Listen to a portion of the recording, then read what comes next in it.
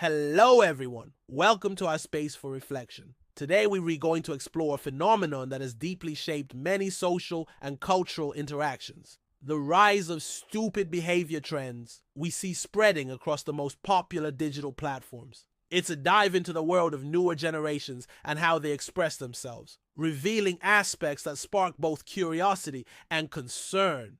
One of the first things that stands out is what many describe as a clear loss of the sense of the ridiculous. It is common to come across videos of people, including adults in their 20s and 30s, acting in childish ways. Can you imagine seeing a 25 or 35-year-old asking to lick a spoon or talking to a cartoon character? These are just a few examples of behaviors that go viral and can be seen as, at the very least, peculiar, if not downright idiotic. Observing these behaviors also raises questions about general knowledge. There are situations where individuals show a surprising lack of basic information on fundamental topics, behaving as if they're simply ignorant. Simple questions about the order of the months or even the elements on the national flag often get wrong answers, or no answer at all. This difficulty in accessing or retaining basic history or geography knowledge forces us to reflect on how learning is absorbed in the digital age. When it comes to relationships, expectations can be very different. On one side, we see women setting extremely high financial standards for dating men, seeking only those who earn absurd amounts of money. Why? Because they say, I'm expensive, and expect the man to pay for their luxuries. Lashes, hair, and nails. But there are also women, at least some, who value partnership and loyalty more than money. For them, what matters is that the person works and is faithful, even if their income is more modest. The real value lies in being financially independent. So, what is the perfect partner for the new generation? Preferences range from unrealistic physical traits like waist-length curly hair or a body with more to grab in the back, to personality traits like being super sweet and not crazy, with the goal of having someone to control and serve them. And some relationship ideals go even further. There are men who openly express their dream of having a partner who sleeps around, even in club bathrooms, saying they want to taste many men on their wife's lips. The conversation also embraces new identities such as pansexuality, revealing attempts to keep up with ever-changing social norms, though it often ends in promiscuity, a lack of self-love, and a loss of personal identity. A striking cultural phenomenon is the popularity of TikTok dances. These have become a symbol of status and fun, almost a pillar of social culture in some spaces. But it doesn't stop there. We see all kinds of bizarre videos with people doing strange and absurd things.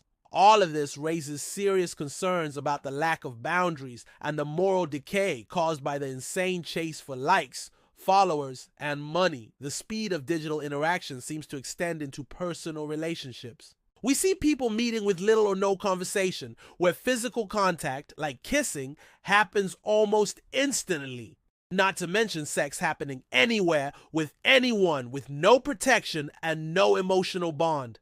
This rush to connect, like kissing a total stranger, makes us wonder about the depth and quality of these relationships and what kind of future these young people will face in 20 or 30 years, mentally and emotionally.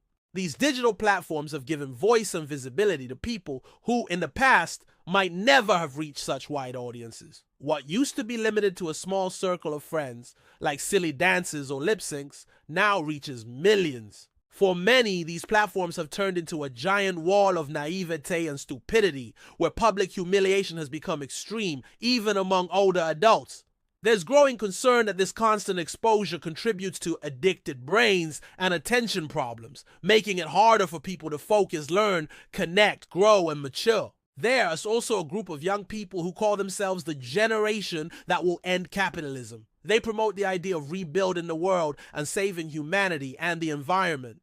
However, the way this message is presented and the lack of clarity about basic concepts like capitalism itself raises doubts about how realistic or grounded their views really are. Today's youth don't respect anything or anyone, and they act as if they already know everything. One thing is certain, this kind of behavior is not going to end well. In short, the behavioral trends we see in today's digital world invite critical reflection. Whether it's childish attitudes, lack of basic knowledge, unrealistic expectations in relationships, or an obsession with consumption, digital platforms have the power to amplify what's irrational and even dangerous. The result is far more worrying than a simple fake news post. It creates idiots with no grasp of reality or solid perspective. And you, what's your take on all this? Do your experiences with social media reflect these observations? Share your thoughts in the comments. If you enjoyed this analysis and want more content like this, don't forget to like the video, share it with your friends, and of course, subscribe to the channel so you don't miss future videos. See you next time. And think, monkeys,